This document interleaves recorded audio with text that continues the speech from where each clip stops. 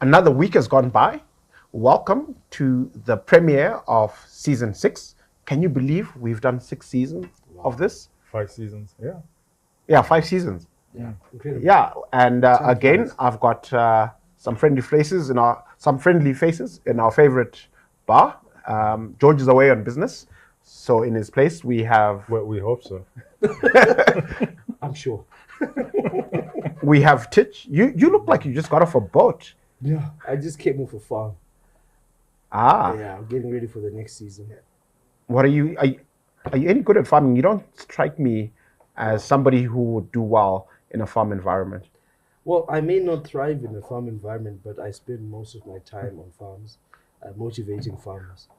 Oh, okay. Yeah. And are you any good at it? How long have you been at it?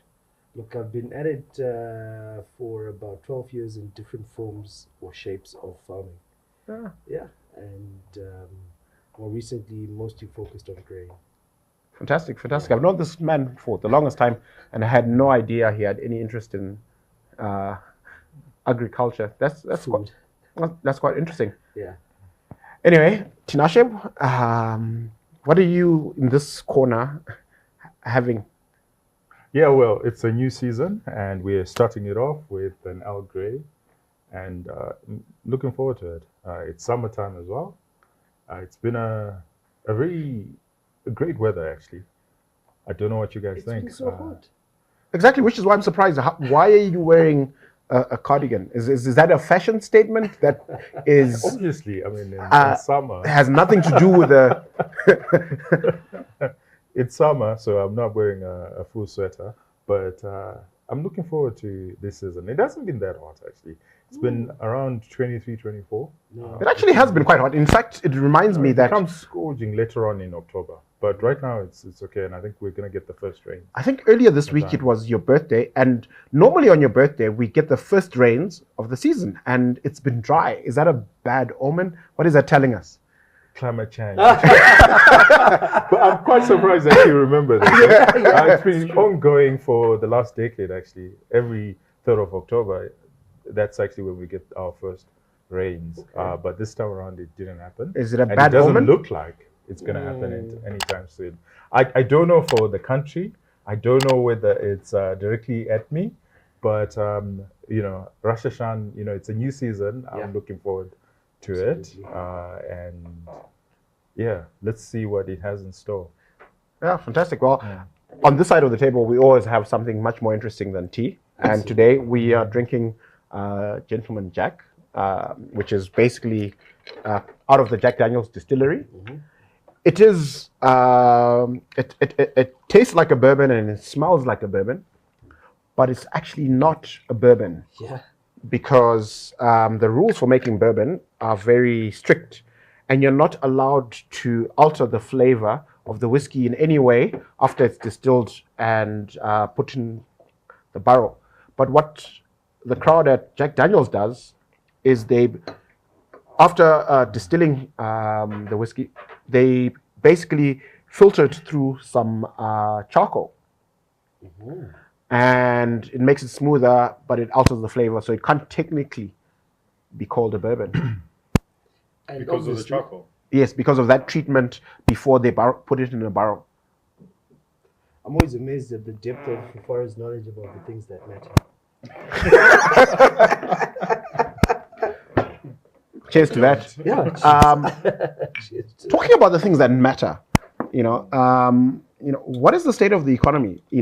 From one perspective, a case can be made that government policy has been very effective over the last 30 to 60 days at reining in inflation. The inflation numbers for September came out. They are trending in a better direction than the August numbers.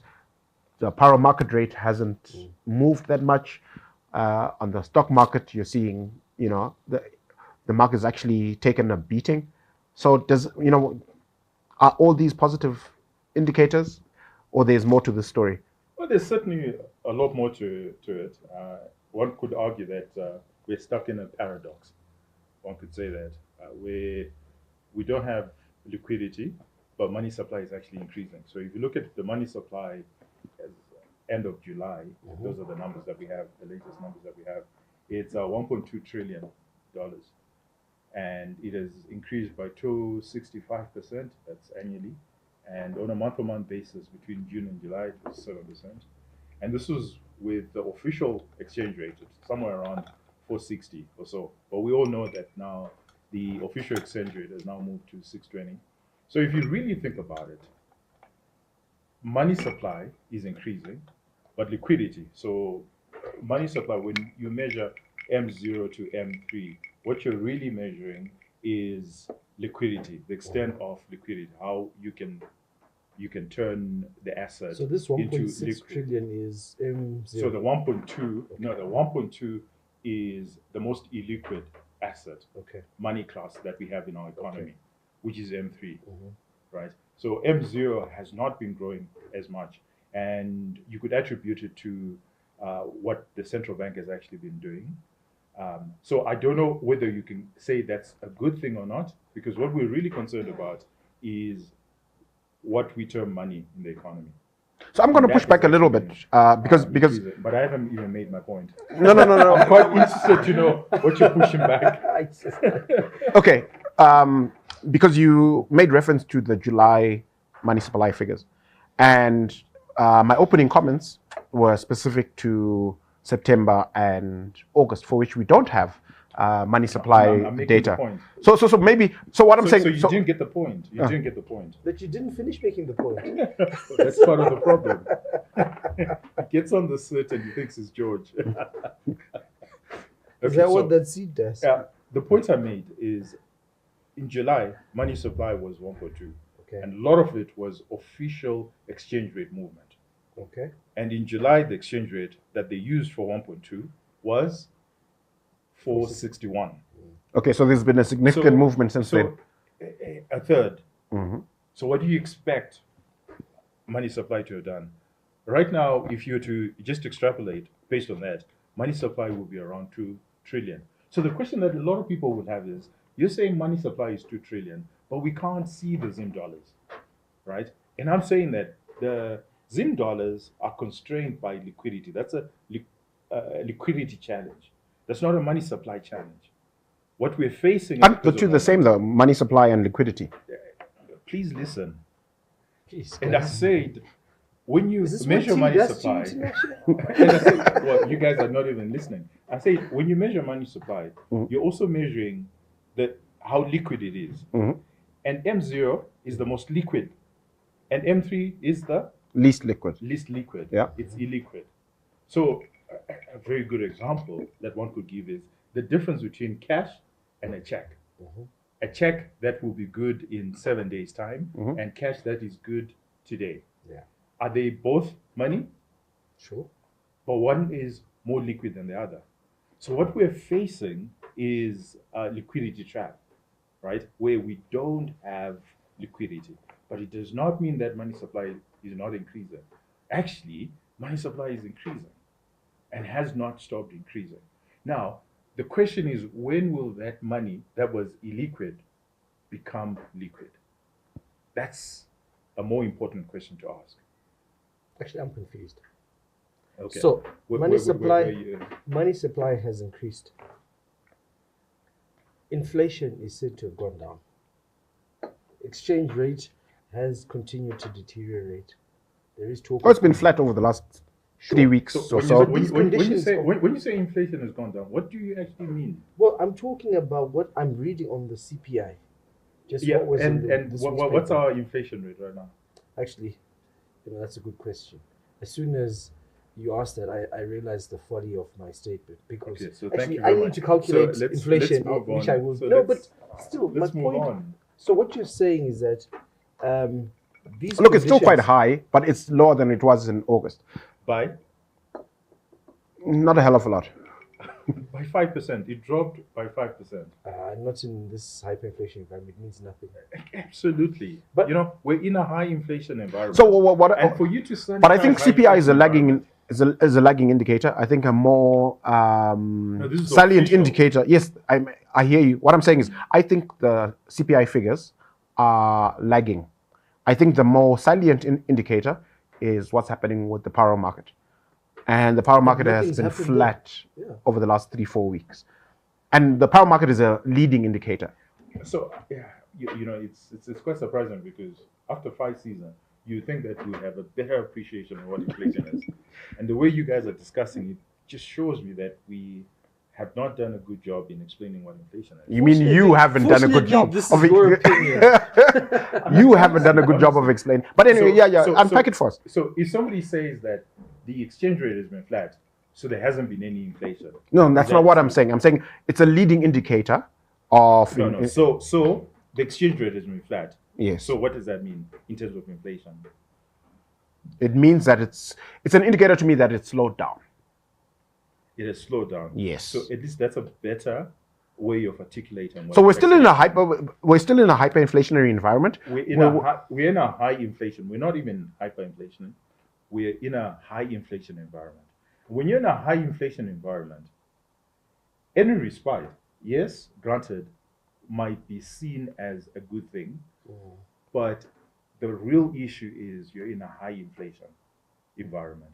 So the difference between 285 and 280 and even 170 is actually marginal. When you really consider the living conditions of people, when you consider what's actually happening with your money, it's actually marginal. In fact, let me put it in another way. If the Zim dollar has lost 70% of its value since the beginning of the year, it's lost a whole lot more. And if you just hear the argument, if the Zim dollar has lost 70% of its value since the beginning of the year, if for 1 month it's been sturdy at 70% since the beginning of the year, would you say that the good times are here? Would you say that it's been stable? No. What I would say, the argument that can be made is that perhaps we're turning a corner. How would you say that? Because okay, so if no. In any way, hear me out. Anyone argue that you are turning a corner because actually you've lost 70%. You still have lost 70%, and it's been like that for the last 30 days. I hear you, and then but we're turning a corner. So let me beef up my argument. Okay, so in fact, it's a fact that we're in a hyperinflationary environment. Okay, if we were to stop printing tomorrow, technically we're not. Well, inflation of over 100% is hyper. That's the accounting definition of hyperinflation. I don't know what the economists. It's 50% per 30 days. Okay, so the inflation higher than 50% in 30 days is hyperinflationary. Okay, that's the economist's so we're in a high inflation perspective. But from the accountant's perspective, and if you actually look at the accounts published by listed companies, they actually use the hyperinflation standard. But anyway, that's academic. We've got very high inflation by any standard, and if we were to wake up tomorrow and start exercising fiscal discipline and not spending more than we were collecting and that sort of thing, right? How would it manifest, right? It wouldn't manifest overnight with inflation going poof and disappearing. It would manifest in it slowing down and then perhaps staying flat for several months. And then you can maybe 6 months or a year later say that, look, you know what, things have changed. So I hear your argument, which is this is just a speed bump or a blimp. I'm making the opposite argument, or I'm entertaining the opposite argument that maybe it's an indication that things are moving in a different direction. When I started making my argument, where did I start? With money supply. What is inflation? Well, I mean, we're getting academic, right? Inflation is always a monetary phenomenon, right? And I started by explaining that money supply has actually been increasing. So if we were talking about inflation, at our core, money supply has been increasing. So whatever is happening, it's more around liquidity. Now, you could be right, and you could make the argument that if you continuously suck liquidity out of the market for the next 1 year, then yes, you would have solved the inflation. You might have solved the inflation issue.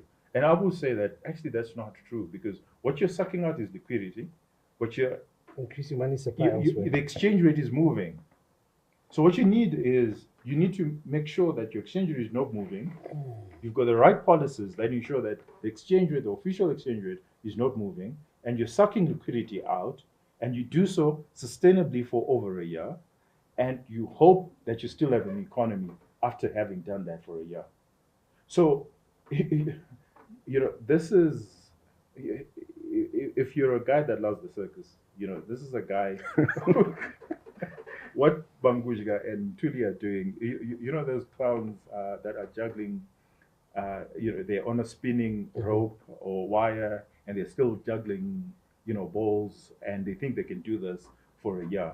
And they're adding a few more balls to it. And they, it's just so complex. And economics is not meant to be this complex, right? So they just a number of things that we just need to worry about.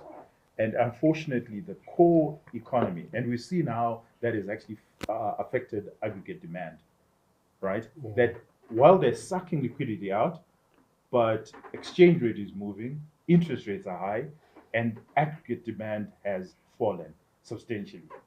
So the question is, in 6 months' time or in a year, what sort of economy will you have? Right? That's a good question. And you haven't addressed the core problem. And before Tinashe says anything else that might get us into trouble, very colorful analogy there. Let's take a break. We'll be back shortly.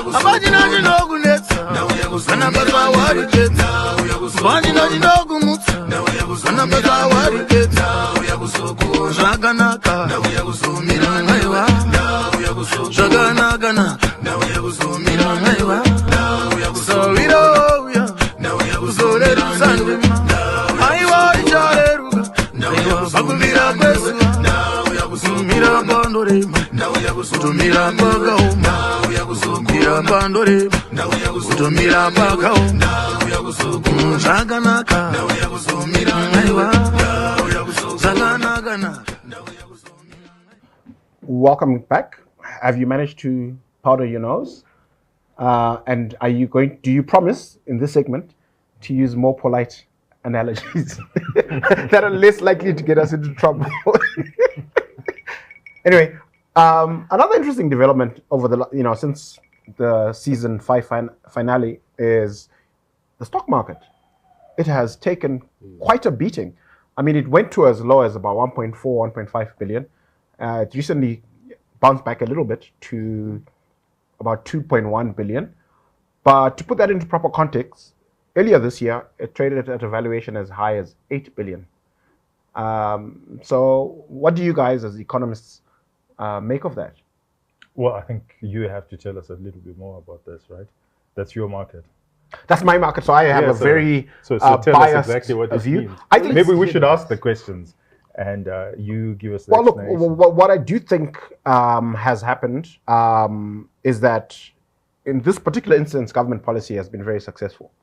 They've been very clear that they, for better or worse, don't like speculators to be active on the market, and they have taken deliberate policy action to make life harder for speculators. So, for example, from the 1st of October, if you bought shares as a speculator, you mean the contractors that were selling computers at 6 or $9,000? Yeah. Well, if were they the same guys that were investing in the stock market? No, definitely not. I mean, if you can sell a computer at a laptop at 9,000, then the market was cheap at 8 billion. Well, it depends how that $9,000 gets used. If it goes to Mercedes and BMW, we wouldn't see it on the exchange. No, we wouldn't. But anyway, I was going to explain that from the 1st of October, if you bought shares and sold them in less than 270 days, you are now subject to a capital gains tax, which was not applicable before, of 40% of your capital gain. And 40% or 4%? No. So there is a withholding capital gains tax. So this is applicable to anybody who buys shares and sells them inside 270 days, but it's withheld from your sale proceeds. So you don't actually have an option vis-a-vis paying it. Whereas the capital gains tax is something that is applicable when you prepare your annual tax return. So if you have a capital gain on any sales for purchases made inside 270 days, the capital gain is subject to 40%. The other thing that has happened is we had a carry trade of sorts with the Zim dollar, where earlier this year, when inflation was north of 100%, it's still north of 100%. Well, it's now north of 200%. It's almost 300%, right? But I'm saying, and the inflation outlook was quite negative, and it was clear that it was very negative. You could borrow money at 40%, and basically the carry trade, as I characterize it, is you borrow Zim dollars and you buy anything that's non-monetary, whether it's inventory in your physical business, property, shares, right? Because the non-monetary asset would reprice much faster than your loan, because the interest rate was very negative in real terms. So at 200%, the current prescribed minimum lending rate, it's still negative in real terms, but it's actually significantly higher. And I suspect that a lot of the carry trade ended up on the stock exchange and is unwinding, because the interest payments are quite high. And it also coincided with the government holding payments to its suppliers. So if a speculator had a Zim dollar loan and was expecting future cash flows to come from business with government, and used the borrowed money to buy shares, they now had a conundrum where the cash flows are not there to service the loan.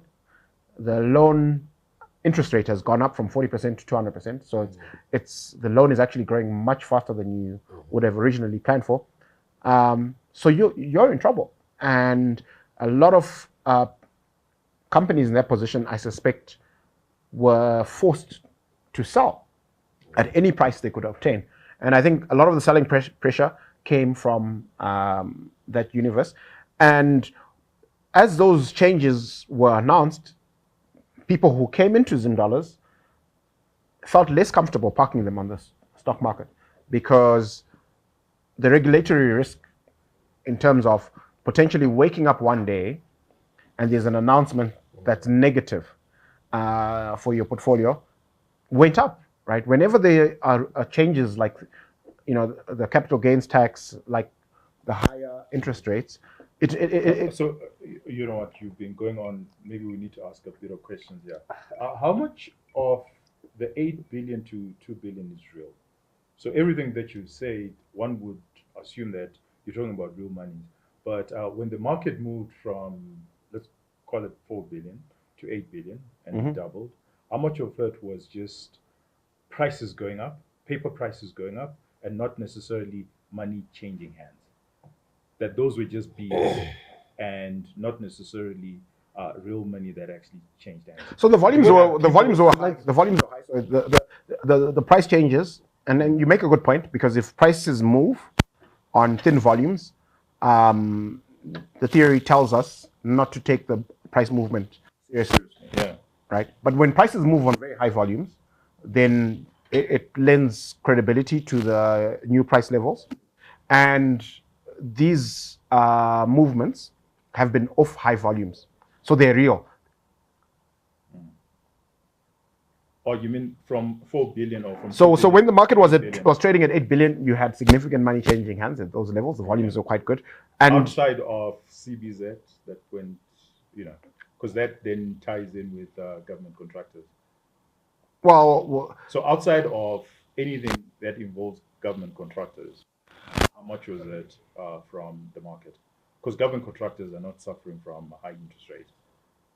So, Tich, from your perch as a part-time farmer, what do you think of the stock market? What do you see as fair value?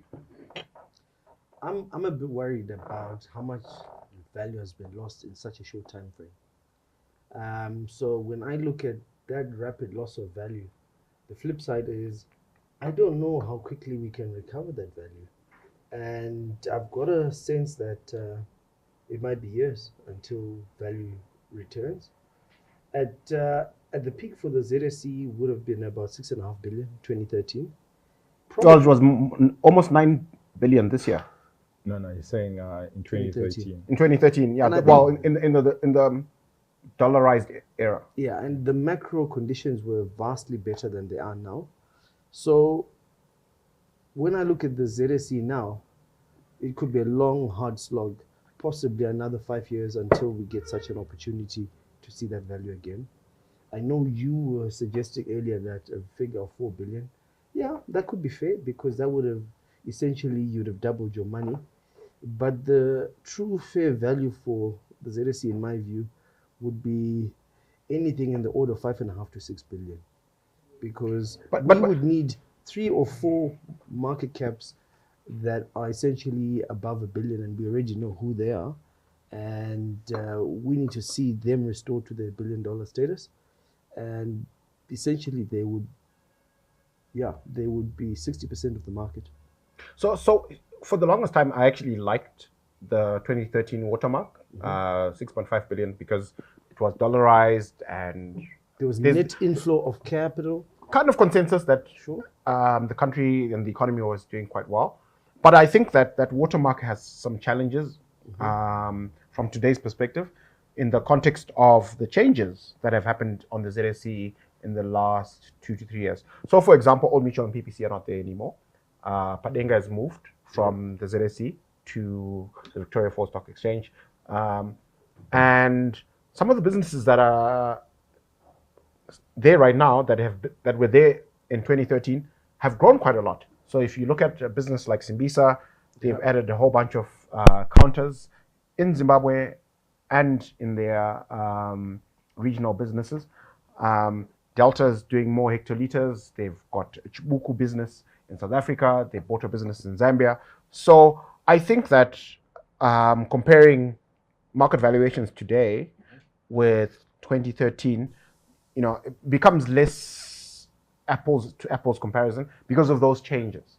So I actually think it's more useful to just think about the value in the context of the businesses that are listed there today. Yeah. Before you were explaining where liquidity was coming from, that was actually going to the stock market. Would you like to just perhaps just refresh our memories on where was the money coming from when the market got to 8 billion? Where was the liquidity coming from? So I think I spoke a little bit about the Zim carry trade. So definitely credit creation created a lot of demand on the ZSE. I think that a lot of the money that was going into the corporate world. You mean the government contractors? I mean the corporate world, including the government contractors. I'm not going to single them out. You seem to have an answer for the question. No, I mean, I'm not going to single. We saw money that was doing a lot of the corporate activity on the ZSE was happening from guys that were also government contractors. No, okay. We can't hide. These are facts, right? No, but I think that the mergers and acquisitions that happened, I'm not where the prices tend to. So I'm not going to make the case that money that went to contractors definitely did not end up on the ZSE. I'm just making the case that in the corporate world, in the formal corporate sector, right, including contractors, it made sense to park value on the ZSE. Why? The power market is illegal for all its benefits in terms of ring fencing value from inflation. So a lot of corporates prefer, if they have a choice in terms of ring fencing their Zim dollars from inflation between something that's patently illegal and something that is very legal, they will always choose what's legal. So the corporate sector as a whole was much more comfortable parking Zim dollars on the ZSE than in currency. I think you're sketching around the issue or being disingenuous if you think about it. Let's These are ask serious allegations. Let's ask really hard questions. If we were to look at corporate activity on the ZSE, so looking at mergers and acquisitions, looking at new investors that naturally are precisely, like if we were to isolate where that money was coming from, what would you say? Because if it was just an ordinary corporate, then we would have had but Tinashe, I think Delta, Insco, they would have done a bit of corporate activity. You sound like a man with an axe to grind. The point I'm trying to make is no, there's no axe whatsoever. It's just trying to understand. So let me put it in a way that I think answers your question, right? Where was this liquidity flowing from, fundamentally, right? And I would put it to you that the answer to that question is government printing. Yeah, the government increased money supply significantly, right? A lot of that money ended up in the pockets of its suppliers and contractors, whether they were building infrastructure or supplying lab or whatever it is, right? Because they are the biggest player. One of the most rational individuals I know is Rufaro. So when he's being apoplectic like this, I get really worried. Yeah. But Rufaro, so does it not make logical sense? Yeah, that a guy who's supplying government a laptop at 9,000, that if he gets his money, he's the guy who's likely to invest on the stock market, to be buying companies on the stock market. Or he'll be buying his friends' cars. But how many cars can you really but I think if you really think about it, these are billions of Zim dollars. Yeah. So at some point, the guy has enough cars. But Tinashe, I think but I'm only making a very simplified argument. I'm a simpleton as far as investments are concerned, and I'm looking for an answer. You're not a simpleton by any stretch of the imagination. And I'm saying, Rufaro, if we look at mergers and acquisitions that have happened on the ZSE over the last 3 years, the same characters that are government contracting are the same guys that we find in corporate activity on the ZSE. Is that a coincidence? No, it wouldn't be a coincidence. Okay. See, you're not contradicting me. The reality is that the biggest source of Zim dollars in this market is the government. Yeah, and if you are a contractor on big projects, it stands to reason that you receive significant amounts of these Zim dollars. Okay, so if we were to establish that a whole bunch of these Zim dollars ended up on the ZSE, would we be the least bit surprised? And you could have just said that, right? But anyway, the point would have moved on. No, because you don't want to make that argument. No. I'm not making that argument. The point I want to make, which I think captures everything you've said, is that the biggest source of Zim dollars in this market, by far, is the government. But it's the only source of Zim dollars. And think about it. Well, there's credit creation as well, but the government is the biggest source by far. And to the extent that when they are on, when they are printing at capacity, running shifts, the results manifest on the power market exchange rate, on the valuation of the ZSE, on property, and cars. And I think that's a fair argument, and that's exactly what we were looking for. Yeah. Right at the beginning. So I like to look at it at a macro scale. So why were you? I was not meandering. You wanted to focus on he wanted to focus on particular recipients of this printing, which is, and I don't know why, and we're not going to go into that. Then we can isolate it, right?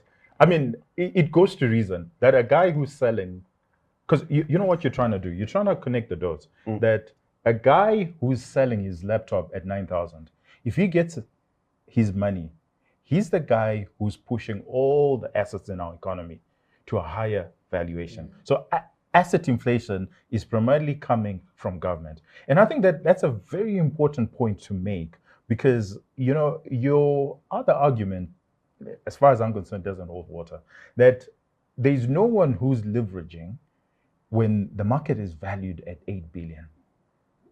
And a guy thinks it's a clever idea to be getting debt and going into the stock market. So at 8 billion it's possible. I think at 2 billion is very possible. And at 200% interest? Yeah, no, I think I could see someone making that punt. No. I can see someone making that punt. But I can't see someone making a punt, even at interest rates of 0%. So here's what I've understood. Making a punt at 8 billion. No. But you know the guy who's making a punt at 8 billion is a guy who's just sold laptops for 9,000. So I beg to differ. Honestly doesn't care that the market is at 8 billion. He doesn't care. And I think we need to make that logical conclusion so that people can see how one aspect of the economy actually affects all the other aspects of our economy. I have a different perspective. I don't know whether you want to chime in. I do. And I'm just recognizing that the long and the short is we've all been crowded out by our government. And that's the source of most of these distortions. They're coming from the center. They're either printing or they're knee-jerking. And when they knee-jerk, they solve one problem. And they create another. They create a host of other. I'm reminded of, my kids love cartoons. This cartoon, I think it's Pink Panther when he's on a boat. And we are doing polite analogies, right? Yes. Yeah, I know that. Okay, it's important. And he steps on it, and then the water stops, and then there's another one, and then he moves, and then the third one he puts his hand, and the fourth one he puts his other hand. And I think that's probably where things are. It's a lot less of this jester that you were on about. I think they actually are trying to solve the problem. The problem is that it keeps creating new problems. You stop printing money, and then there's a liquidity problem. You stop paying your contractors, and then the ZSE literally collapses. So all of these are, let's call them negative externalities, Mr. Economist. Yeah, look, actually, you raise an interesting point, which is my view, right? A lot of these policy actions are addressed at symptoms. Yes. They are not looking at the root causes of our challenges. So why did we have high inflation historically? Yeah. Why was the power market running away? And I don't think we've had an honest conversation about those issues. And therefore, the policy actions and prescribed solutions to these problems, this is why they are knee-jerk and they address liquidity.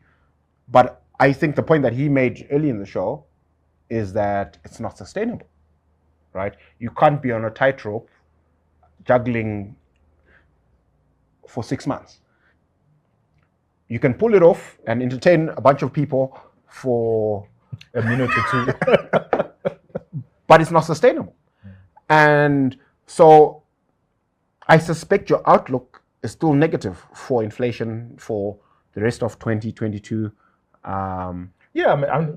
Think about it. When you had the auction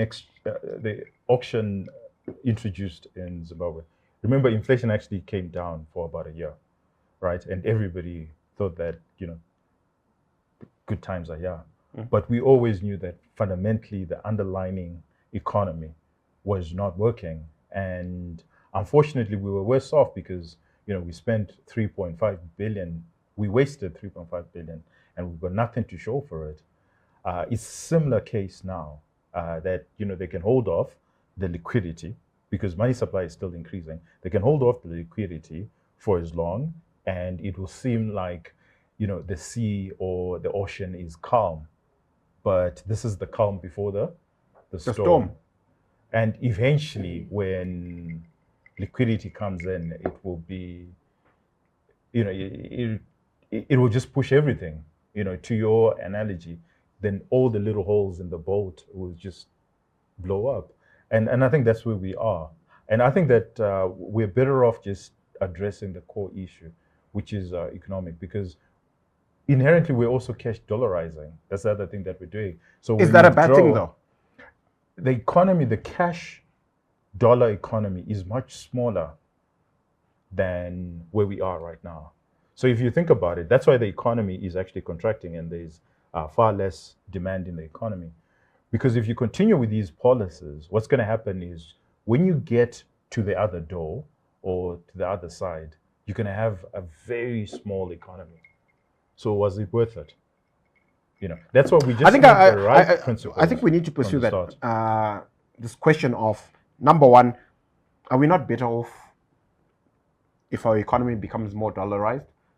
And is it true that our economy is shrinking? So join us after the break.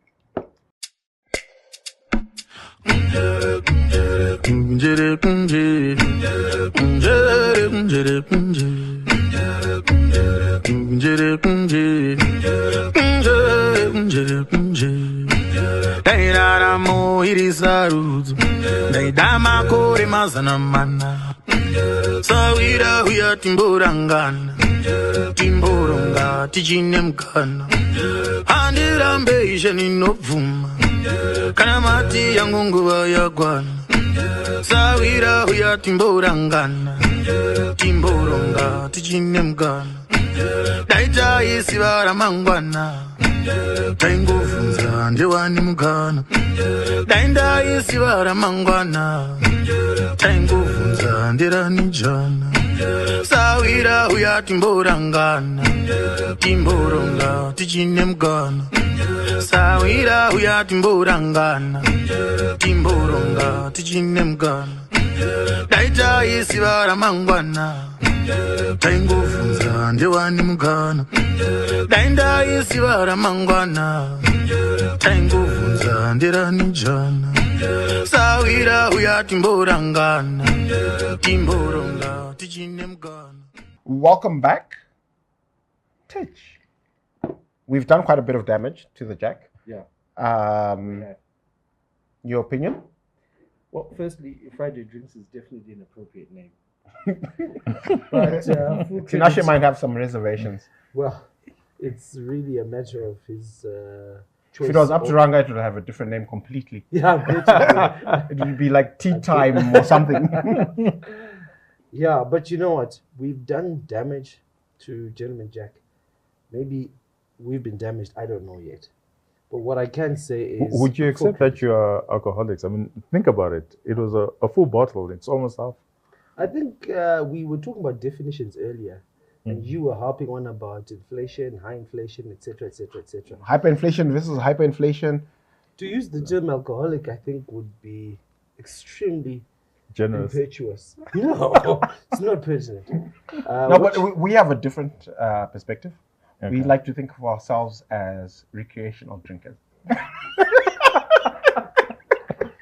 And we do use the time while we are recreating to discuss important issues. Yes. And sober people like you. All right. Fair enough. And, the question for me is, why do you spend so much time with us? Yeah, it's a good question. I'm still wondering.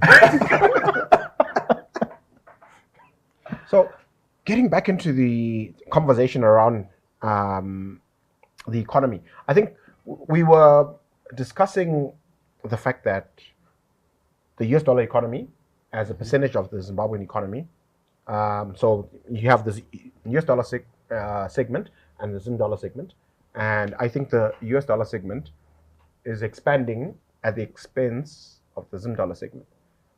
And I was asking the question, why is that a bad thing? Okay, it's a bad thing on a number of fronts. So the first thing is, if you look at ZIMRA collections, so tax collections, this mostly happens in formal businesses. So in formal businesses, if businesses now in a cash dollar economy, it means that ZIMRA is prejudiced. And if ZIMRA is prejudiced, it means the government is prejudiced. And there's pressure for government now to print because they just don't have enough revenue. I believe the conversation we had earlier was that government is prejudicing us. Yeah, no, remember we're focusing on the economy and the real economy, and we're trying to understand what are the dynamics in the real economy. So he says, is that necessarily a bad thing? Mm-hmm. So I'm trying to show why it is a bad thing. Number one, it's if tax revenues are lower than they should be, it means that, and we know that government has an insatiable need to spend. They spend more than they need to. That just creates hyperinflation. But as a libertarian, don't you think that if they have less cash... Can we just focus? Guys, okay, I understand that now things are just going... but let's just focus. Let's just focus on the argument so that we don't lose the train of thought. So the first thing is around tax revenue, and it affects government expenditure.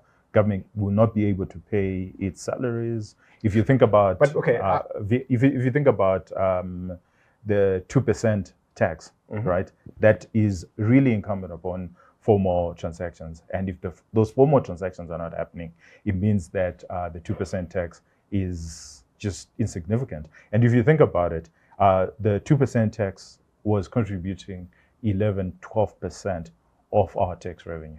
So that's number one where it's bad. The second thing that it's bad, cash economy is bad, is that it affects our deposits in the banking sector. So you know that economies expand as the credit expands. So if your deposits are limited, it means credit expansion is also limited.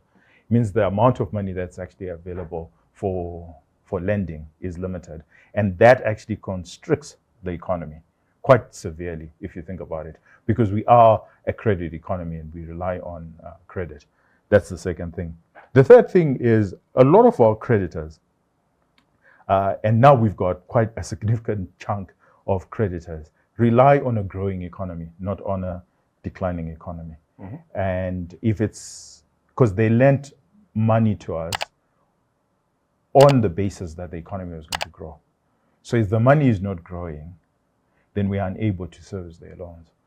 One of which would be quite significant is Afrexim Bank, is the Chinese loans with Wange. Okay, let's not get into the detail of who we all, but that's why I think you've made a pretty coherent argument, and I'm going to be a devil's advocate here, mm-hmm. and suggest that perhaps the reason why we find ourselves in all these difficulties, like the major reason, I will posit that it's because we have this capacity to print Zim dollars, mm-hmm.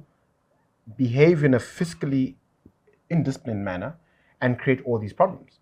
So, because at the limit of the expansion of the segment that is US dollars, right? Whatever percentage it is, whether you think it's 60% today or 70%, right? At the limit, we move from 60 to 70% of our economy being a US dollar economy to it being 100% US dollar economy. Mm-hmm. And then everything dollarizes. And we wake up one day in a scenario in which the government cannot print US dollars. It collects all its revenue in US dollars. And we move on that basis. Is that not a bad thing? I actually think dollarizing might be a good thing. It could be a panacea to government printing.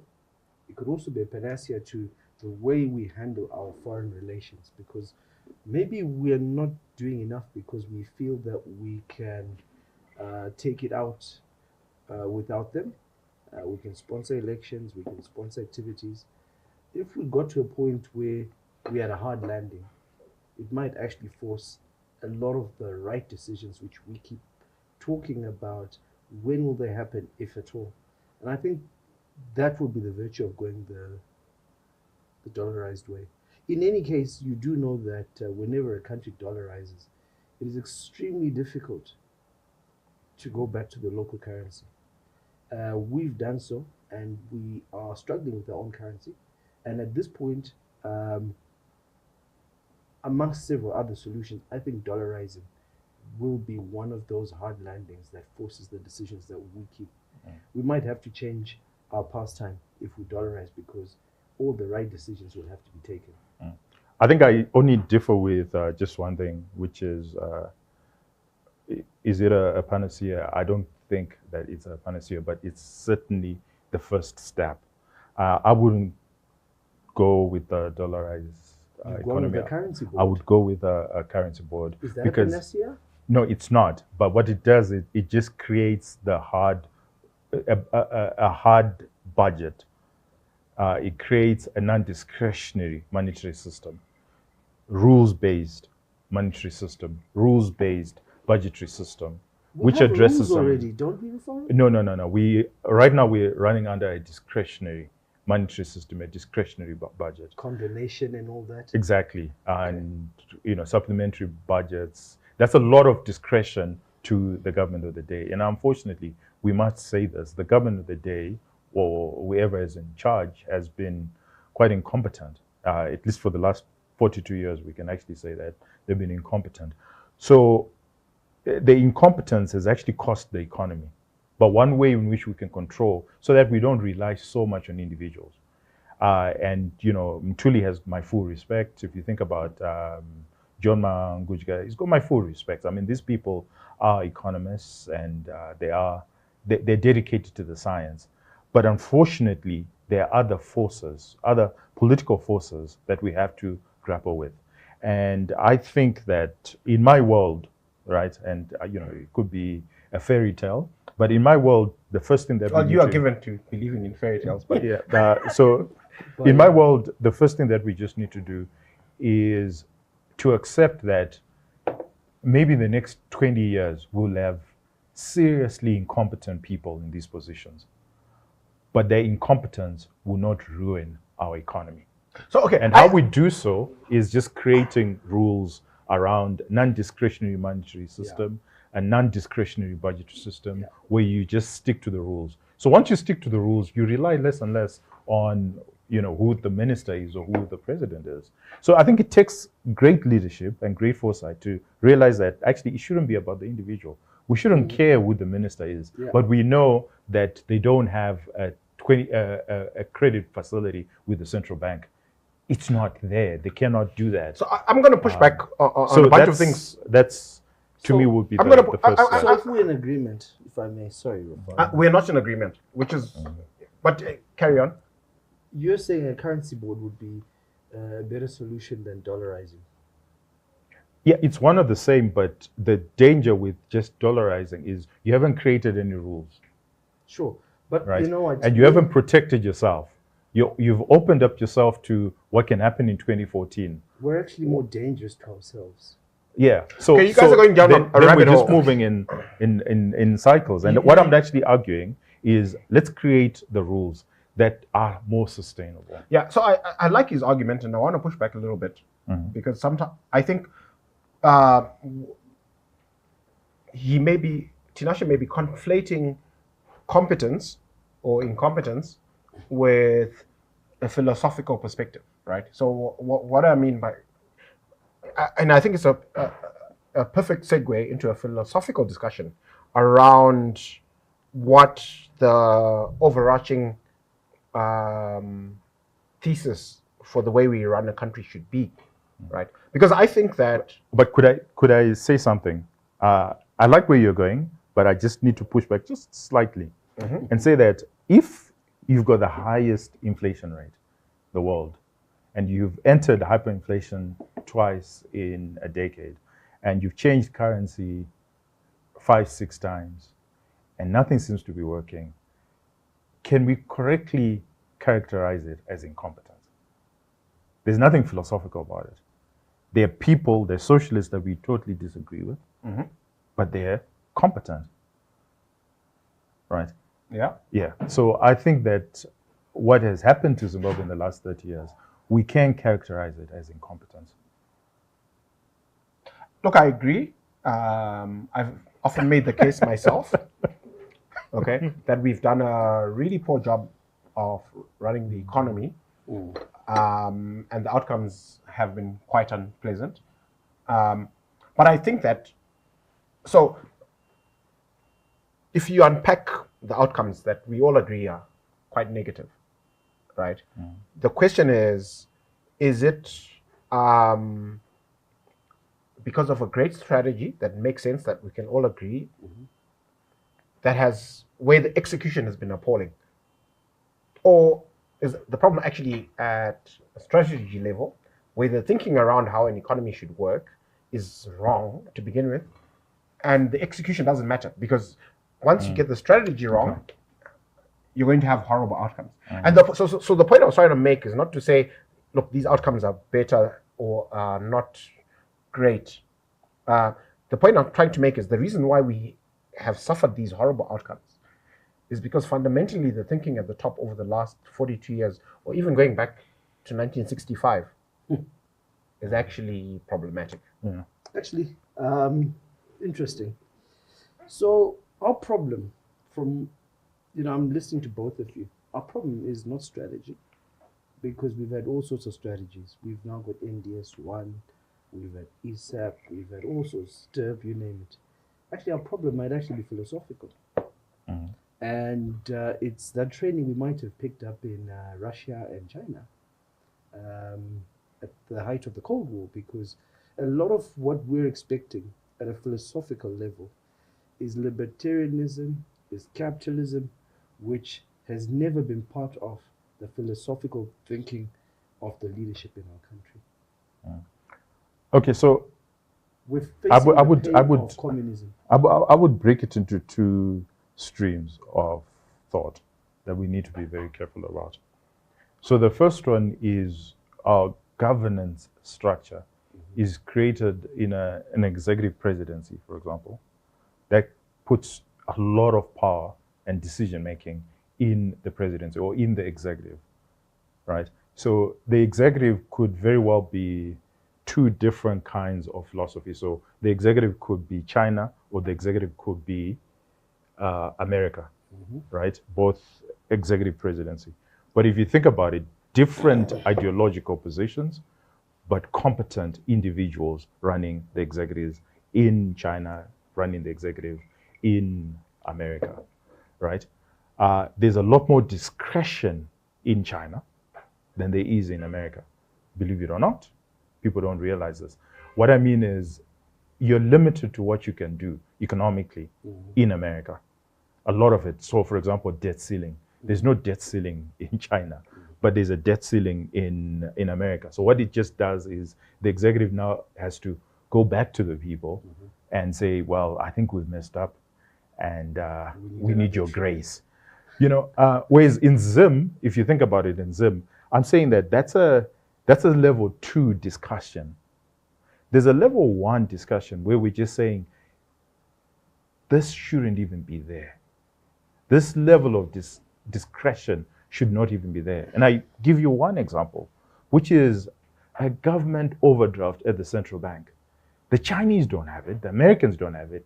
So before we even get to the philosophical arguments, there are these strains or these ideas and concepts of government that are just unprincipled, where you could have the most pious individual, you could have the most intelligent individual, you could have tea drinking individual. Exactly. But you give them so much power, it will only result in one thing. I mean, I always say this about Keynesian economics, for example, that they will, if you go into the Keynes theory, he does talk about a government surplus and a government deficit. But the practice is continuously a government deficit. You've never seen any Keynesian economy where there's actually a surplus.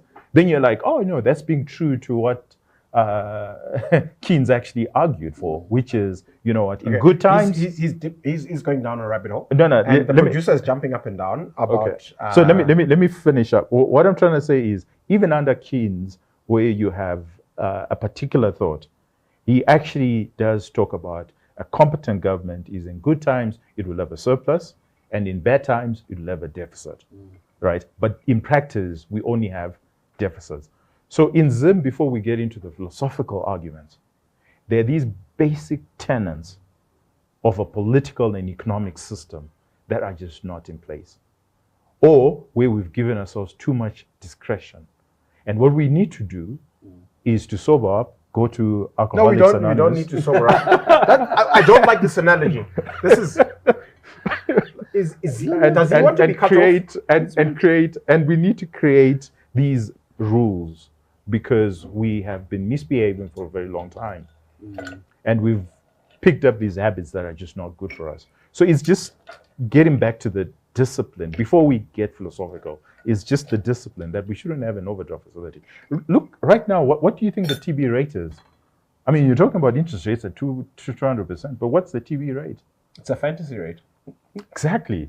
And why is that possible? It's because government is going around and getting money from the central bank, or it forces people, it takes money, the Reserve Bank is taking money from banks and giving them NCDs at 0%, right? And all I'm saying is, that's not a philosophical argument. That's stupid.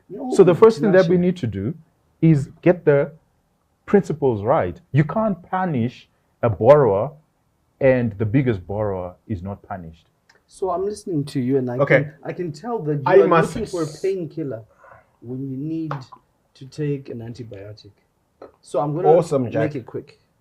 Sure. Because the philosophy that informs government taking money from central bank through NCDs, the philosophy is that the government is the most important being in the marketplace. If that philosophy could be extracted from the minds of government, you wouldn't have to worry about that. Oh, fair enough. On that very optimistic note, because Tinashe always believes the sky is falling, and I can assure our viewers that it's not. Chicken Little is just a movie that's great for kids, that has no real life applications. Thank you so much for joining us. We hope you enjoyed the show and season 6. Enjoy your weekend, and as my friend George would say, be good.